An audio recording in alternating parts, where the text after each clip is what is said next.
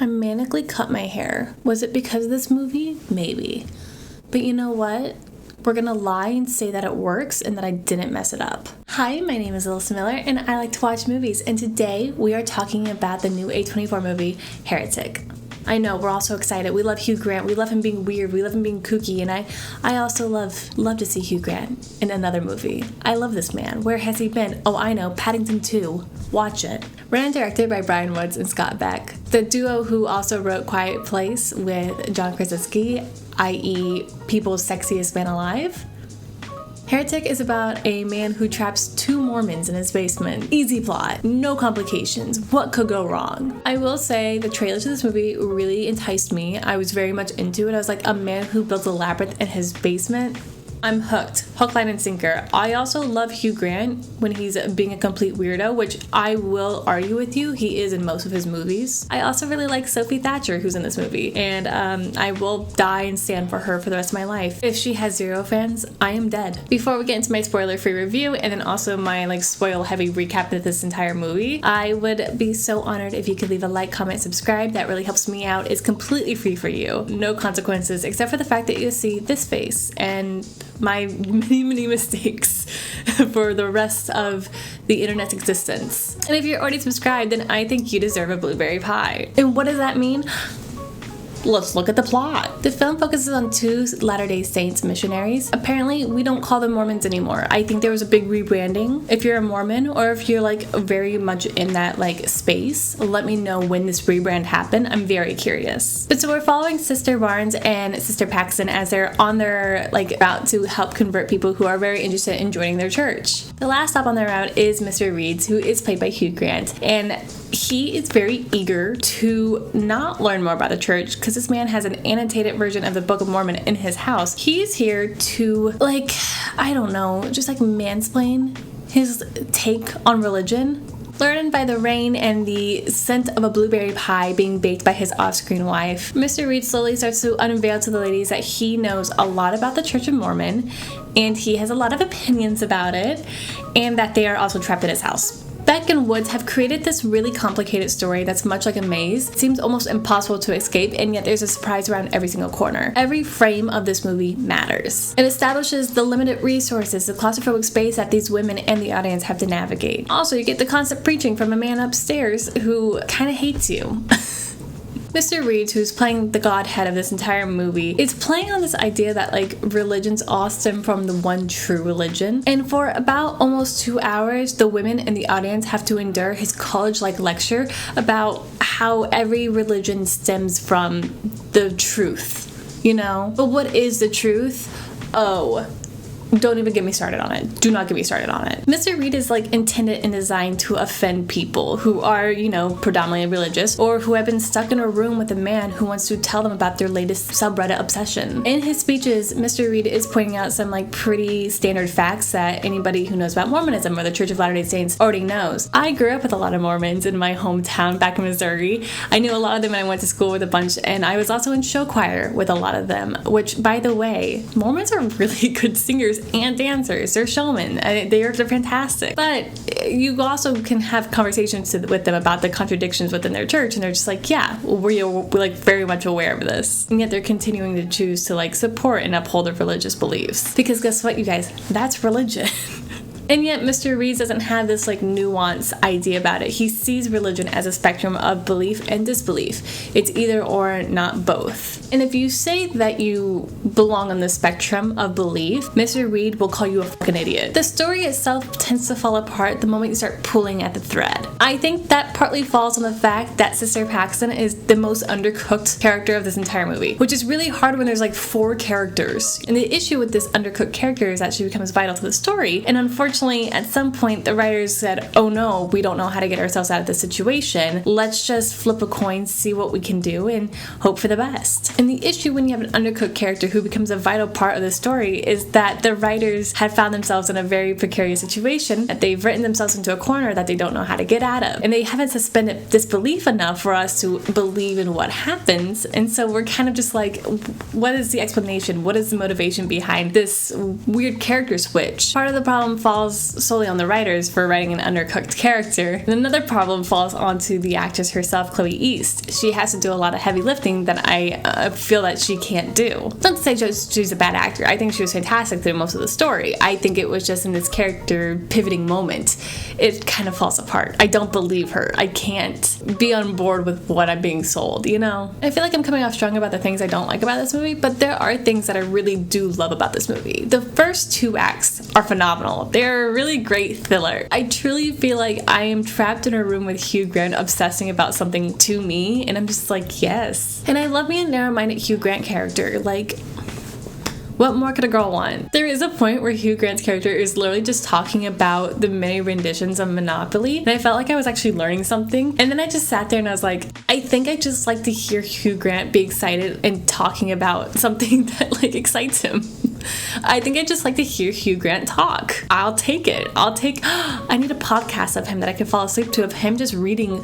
Does he have an Audible account? Does he? Guys, if you know of a Hugh Grant narrated Audible book, like, please let me know. I would love to listen. He also was like my favorite character to play in the Monopoly game. Oh, I won't tell you, but I'll sound it out. And he meows at me and I'm like, something about Hugh Grant obsessing over a cunty kitty cat and meowing did things to me that I didn't know a 64-year-old man could do. I also keep seeing the marketing for this movie be like, you've never seen Hugh Grant like this before. And I'd argue that I have. I'll argue that he's the same character that he was in 4 Weddings and a Funeral. He is maniacal. He is a danger to society. And you know why? Because he doesn't listen to women. Like, literally give him a basement in Bridget Jones's Diary and it's the same character. Prove me wrong. And I feel like both Thatcher and Grant like set the standards so high that Chloe East, who is like, I don't know many of her credits, I looked it up and she doesn't have that many, nothing I've seen at least, and I don't feel like she has stepped up to the plate. Again, I really don't want to put a lot of emphasis on her performance on this because I really don't think it was her fault. I think she did best she could. I'm solely putting the blame on Beck and Woods. They were the writers and directors. I feel like at some point there was a slip up. There's just some shortcomings on their end, especially with the latter half of this movie. And so, like the sisters with the blueberry candle, I was slightly deceived in what this movie was going to be, which I was surprised about. I was like, oh, did not know we were going this direction. But then I did not like where we ended up. Where did we end up? Well, let's get into it. Okay, so we're about to break down the entire plot of The Heretic, or just Heretic. They should really put a "the" in front of it. I think that really makes the most sense. We open on 2 women sitting on a bench in the middle of beautiful, beautiful Utah on a winter day. Sister Paxton, who's played by Chloe East, is talking to Sister Barnes, who's played by Sophie Thatcher, about how she was watching a porno and she saw a woman find God in the porno. And Sister B's like, got it.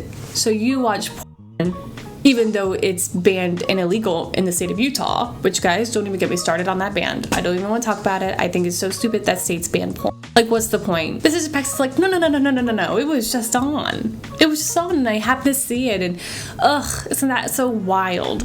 But anyways, let's go convert people, yay! Sister Paxton is an eager beaver. She is ready to convert because Sister Barnes has like converted like 8 people, I think, and she's like, I want to be like Sister Barnes. Let's do this. But boy, howdy, are they having a day. Well, Sister Barnes isn't. Sister Paxton's having a day. At some point, some girls pants her in the middle of public. Guys, don't do it. Don't do it. If I got pantsed in public, I think I would literally die on the spot. I would combust. And you would never see me again. When the sisters arrive at their final house, they are ready for this day to be over. They're like, this is the final one. Let's lock up our bikes. Let's go say hi. Let's see what we can do. And as they're walking up to the front door, it starts to rain. And I don't mean just like drizzle. I mean like a full-on pour. When they knock on the door, they hear some clanging and banging behind it. And Sister Paxton's very nervous, but then Sister B is like, don't worry. Everything's going to be great. We're going to get ourselves a new member of the church. When the door opens, Mr. Reed's standing there and he's like, hello, how's it going? And I'm going to tell you guys right off the bat, Hugh Grant is oozing charm. I don't know what I would do in this situation. I think I would actually just freeze up. I would be like, he's too handsome to talk to. what's a girl to do? Also, his little cottage looks so nice. It's like the perfect shade of white. There's warm lighting, no bright white LEDs. Like everything about it's like, oh yeah, that's nice. The only thing a little suspicious about it is that there's not that much furniture. How do I know there's not that much furniture? Oh, because it's pouring rain and he says, hey ladies, do you want to come inside? They say, oh, we can't go inside unless there's a woman present. He's like, oh, my wife's just in the kitchen baking a blueberry pie. Come on in. And the girls are like, yes, because it is like a torrential downpour outside. The sisters hesitate, but they're like, it is a torrential downpour outside, so we're gonna come in. We're just gonna come in, we're gonna dry up, and we are going to talk about the Church of Latter-day Saints. As they enter, Mr. Reed is like, hey, just to let you know, there's metal in the wall and in the ceiling. Are you guys okay with that? And the girls are like, yeah. There's nothing weird about that. Ladies, I will tell you right here, right now, if a man ever says those words that there is metal in the wall, you need to run away. That is like the biggest red flag I've ever heard of in my entire life. Are you kidding me? Like, why would you put metal on your walls? There's no need. That doesn't help with the insulation. Mr. Reed takes her coat and he goes into the back room, and they're looking around. They're like, oh, nothing weird about this house except for there's very little furniture, the weirdest one framed painting I've ever saw that says bust this mess, and the tiniest window I've ever seen in my entire life. But they're just like, you know what? It's whatever. It's fine, it's fine, it's fine. Nothing could go wrong. Mr. Reed comes back with refreshments and a little candle, and he's like, ladies, bon appetit. It's soda. And I'm like, don't you know they cannot have caffeine like this? Don't offer them soda. Give somebody water. Also, why would it... Guys, if someone offered me a soda when I walked into their house, I'd be like, what are we doing? Is this the Midwest? Give me a water or a tea. Like something wholesome. Not a Dr. Pepper, but I do like a Dr. Pepper. I won't lie. Maybe I would like a Dr. Pepper. But then Sister Paxton starts delivering her whole spiel about like why he should join the church. And Mr. Reed is like, oh, girls, I already know all about the church. Don't worry about me. Look at my annotated version of the Book of Mormon. Hot take. I think if I'm trying to convert somebody and then they show me an annotated version of like my church's like biblical text, I would have some questions. I would be like, so why aren't you a member if you've already like read and annotated this book? Like, what is keeping you from becoming a full-fledged member? And Mr. Reed is like, well, good question. I actually have some questions for you before I want to move forward with this church. One, how do you like it? Were you born into with it? Did you choose to be part of this religion? Do you enjoy the practices of the church? Are you afraid of death? How do you feel about polygamy? Oh, that's not... Deeply uncomfortable by like the increasingly invasive questions. Sister B is like, hey, where is your wife? You said she'd be here. Where is she? I don't see her. Is she in the room with us right now? Mr. Reed is like, oh, yeah. Let me go check on her in the kitchen. I'll be right back. That pipe might be done. As Sister B and Sister P are sitting there on the couch, they're just like, ooh, we should probably wrap this up. It's snowing intensely outside. I don't like the vibes this man is giving. Let's get out of here. Also, Sister B looks at the candle and she's like, why does it say blueberry scented candle on this? Is there even a pie to be made? We gotta leave. When Mr. Reed returns, the girls are like, hey, we actually do need to leave unless you're gonna present your wife because this is like becoming a bit of a problem. He's like, got it. Well, your coats are in the back room with her. Come deeper into my house and you guys can just leave. Sister B makes the right call and she's like, oh, I'm getting a phone call. How bizarre. We'll meet you in the back in just a little bit. While she's making her phone call, Sister P comes closer and she's like, okay, so we're like trying to break out this house now. And she's like, yeah, duh, obviously. They try the front door. It's stuck. They looked a little closer. There's no locks on the door. Uh-oh. They're stuck inside the house. They're like, okay, we're gonna climb through this window. Sister P is like, I can't climb to that little porthole window because it is too freaking small. And Sister B is like, okay, let's go through this front window. She opens it up. It is literally the size of a twig. Like, who's gonna fit through that? Nobody. They properly realize that they are actually trapped in their house. And even if they got out, they don't have the key to unlock their bikes anymore. It's in their coats, which is in the back room. So left with like little options, they're like, we have to go ask Mr. Reed to let us out of this house. When they enter the back room, it turns out to be like Mr. Reed's personal office, and he's just kind of like moseying around it like nothing's happening. And he's being a little too casual for my comfort. When the women grab their jackets, Sister B's looking for the key and she's like, it's not in the pocket. Where is it at? And Sister P reaches in her pockets and it turns out that the bike lock key is in her pocket now. And she's like, wait, that wasn't there before. What's going on? The women are like, hey, we actually have to go. We got a phone call. We got to go back to our church. Thanks for having us. You've been a real treat. And then Sister B's like, actually, we need you to help us like get out of the house because it seems like your front door is locked. And Mr. Reed is like, oh yeah, a about that. The door just kind of like locks automatically and it won't open again until the morning. So if you want to leave the house, you need to go through the back of the house. What do you mean the back of the house? He also goes, oh yeah, by the way, I know you didn't make a phone call. You know how I know you didn't make a phone call? My house is made of metal, dude. There's no cell phone signal in this entire place. Sister B then goes, hey, Mr. Reed, where is your wife? And he's like, oh, she's just behind this door. And then he goes to open the door and he goes, what makes you think that my wife is actually behind this door? Is it because I told you that she is, you big dummy? Guys, that's not what you want to hear. That's not what you want to hear in this particular situation. Now knowing that the only way to leave is through the back door, and that there is no woman in the house, and that they are indeed captured, Sister B's like, okay, great. I'm just gonna open both doors and see what's going on. She opens both doors and she's like, oh, cool, they just lead to a deep, dark basement. I love that. I love that so much. Sister Paxton rightly assumes that these do not lead outside, and Mr. Reed's like, no. My house is built on a hill, so you have to go down to get out. Makes sense, right? But the girls are not having it. They're just like, okay, stop fucking around. Just tell us what door we need to choose. Like, what is the idea behind these two doors? Like, help us out so we don't like die in peril. And this is what sets Mr. Reed off on his rant. See, Mr. Reed is a man who loves theology. He loves to learn about religions, and as he was learning about religions, he noticed that they are all very similar. His thought process, or his thesis statement, if you will, is that there is one true religion that every other religion stems from. He uses monopoly and music disputes to like further emphasize his point. And like, he has a point, yes, I get it, but then when you think about it, you're like, you're not forming a cult, are you, Mr. Reed? And unfortunately, Guys, I think he isn't. I think he's just trying to make a point, but he's being a dick about it. During his rant, he also throws the Book of Mormon on the floor, and Sister B's like, that is disrespectful and very rude. And so she goes to pick it up, and she also notes a letter opener, and she's like, got it, and she pockets it. Using the doors, with chalk, he writes belief on one door and disbelief on the other, and he's like, you have to choose a door. Do you choose to believe in your religion because someone told you things are real, or are you gonna actually believe in it because like it's how you feel? Sister Paxton's like, I'll do whatever the heck you want me to do, man. I'll go through the disbelief door. I don't care, I just want to survive. And Sister B's like, I'm gonna go through the belief door because I do believe in my religion that I have personally chosen, and I think you're being an absolute narrow-minded piece of shit for this. And she completely reads him to filth. She's like, I want you to know that like spiritual belief is a spectrum,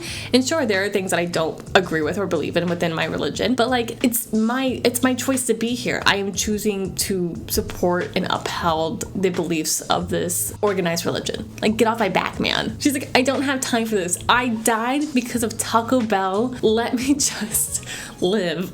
Yeah, to explain that, by the way, earlier when he was asking them very uncomfortable questions, he's like, what's your favorite fast food? And they're listing all the fast foods, and Sister Reed's like, we don't talk about Taco Bell. And it turns out it's because she had E. coli and like died for like 5 minutes because of Taco Bell. Now, I'm not a super religious person. I am what I would call an Easter Catholic, which means I only go to church on like Ash Wednesday and Easter. Sorry, God. But I don't really tolerate men and their fascination with subreddits. I also just don't like have the time to like let someone yell at me and be like, there is one true religion. Like, I don't care. Like, why am I trapped here? I just don't think trapping people in your house so you can like spew your college lecture at them is like the right move. I don't think it sets the right like tone to like get your point across. But Sister B and Sister P have to make a choice based off of this whole rant that he's just spewed at. Honestly, at this point, in my humble opinion, Sister B is completely with it, while Sister P is like a flexible piece of like plexiglass, and she is just like, I'll bend to anyone's will. Like, I'm just here to survive, dude. But Sister P is like, hey, Sister P, we should stick together. Let's go down the belief door if you truly do believe still in like the Church of Latter-day Saints. And she's like, yes, I do. So they go down together, and the door locks behind them, and they're like, great. I love being plunged into darkness. It's like my favorite hobby. With their little flashlight on their phone, they're like making their way down, and they end up in a basement. But guys, I hate to tell you that both stairwells lead into this basement. There is no other option. They were gonna come into the same little area no matter what. When they're looking around the basement, they see a little light coming down from the other staircase, the disbelief staircase, and it's a woman with a blueberry pie. I hate to tell you guys, if this is Mrs. Reed, she is not looking great. But it turns out it's not Mrs. Reed. It is a prophet of the first true religion. Terrified, Sister B is just like staring in place as she watches this woman like bend down on her crusty little knees and start praying with her hands behind her back. Sister B is like, we gotta break out. And so she runs up the stairs and she's trying to get out and like she can't get out. And Mr. Reed's listening while he's like whittling away on his like little maze that he made, like he's in like all the light we cannot see. Why is he making this? I don't know. It's not a maze they live in. It's like one room. I don't think he needs like this whole like layout. But then he starts to explain to them why there's a woman in the basement. He's like, this is the first prophet of the first true religion and she's gonna eat this pie that we made, but it's a very special pie. It has wolfbane in it, which means she's gonna die. The prophet eats the pie, she dies. But Mr. Reed is like, don't worry, she's gonna perform a miracle because she is a prophet. Like, guys, don't worry about it. Things are gonna be so cool, right? And Sister B is like, I hate to tell you this, but your experiment is gone wrong already because you can't show an experiment on two people who are being held hostage in your basement. It kind of skews the results, you know? The scientific method isn't gonna really cut it. But then the doorbell rings. Who's at the door? So there has been like a subplot going on during this movie that wasn't important until this exact moment. So listen up. Back at the church, the bishop is cleaning up and he notes that Sister B and Sister P haven't come back from their trip and he's like, okay, that's not a good sign. I also want to let you know that the bishop is played by Topher Grace. Crazy cameo. But he's going around looking for them. No one has seen them. And then he ends up at Mr. Reed's house and he's like, hey, hello.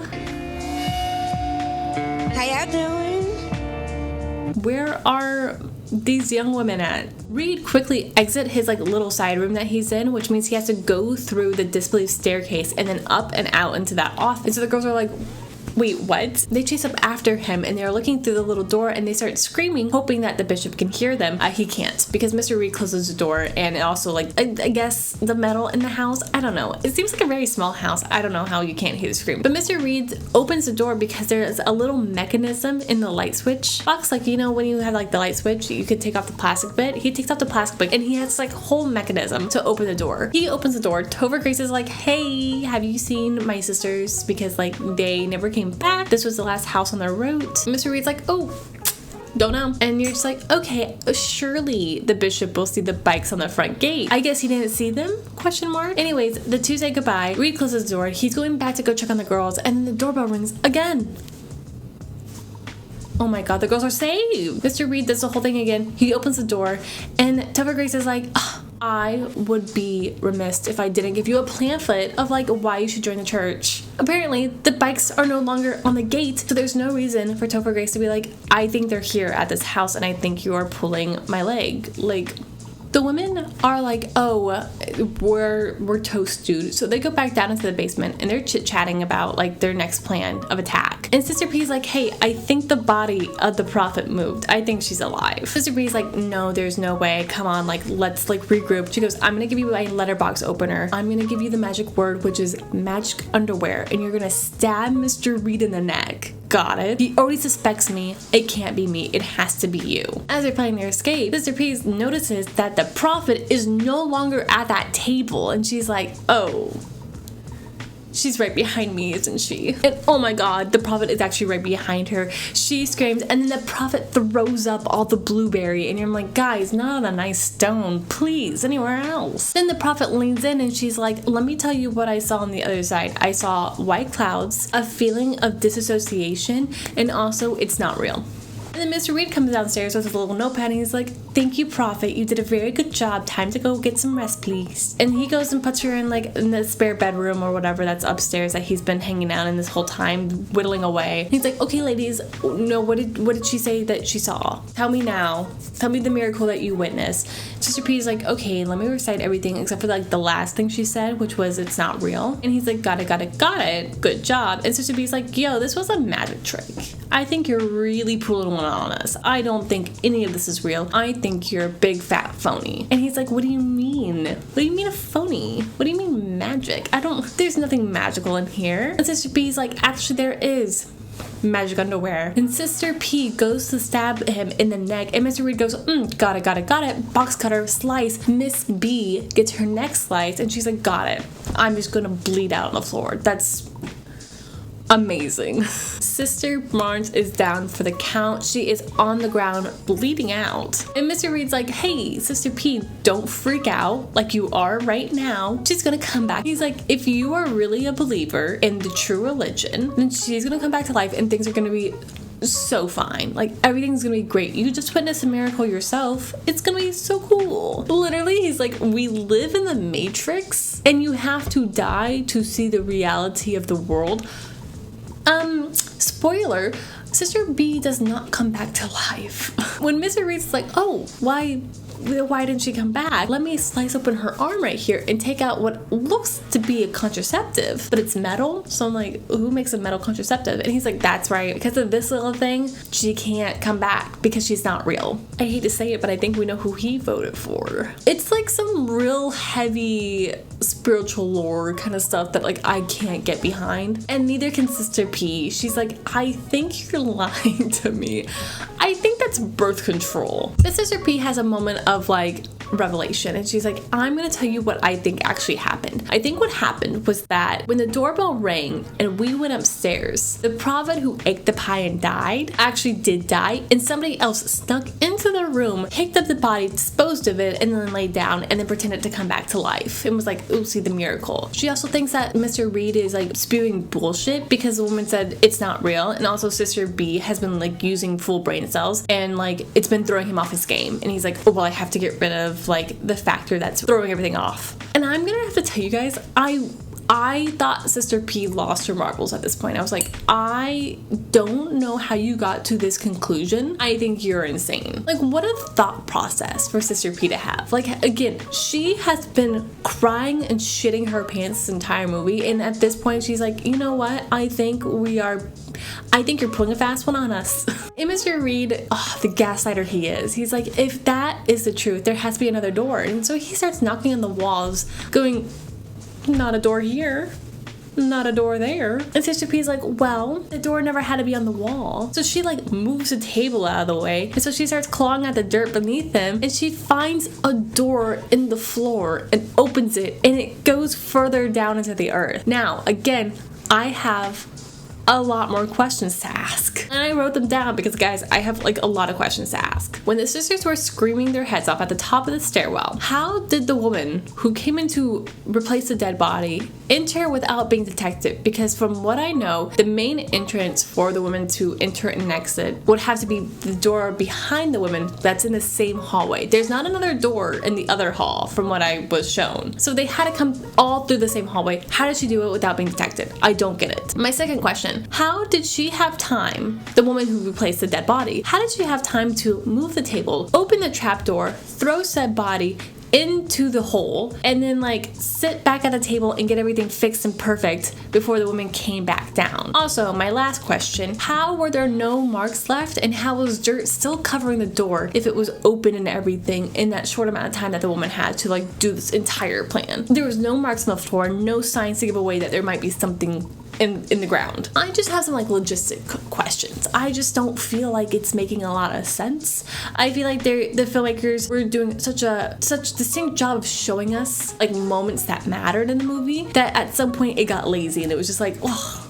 But anyways, Sister Paxton has to go down into the well where there is a dead body because like what else is she gonna do? She's not gonna leave. As Sister Paxton is going further and further into this like weird shrine to different religions, she ends up in a room where women in cages are being misted. Does not, like, guys, Mr. Reed comes in and he gives us a whole long monologue of just like, do you know why these women are in cages, why they choose to be in the cage? It's because of the true religion. And guys, can you guess what the true religion is? Any takers? Guys, the true religion is control.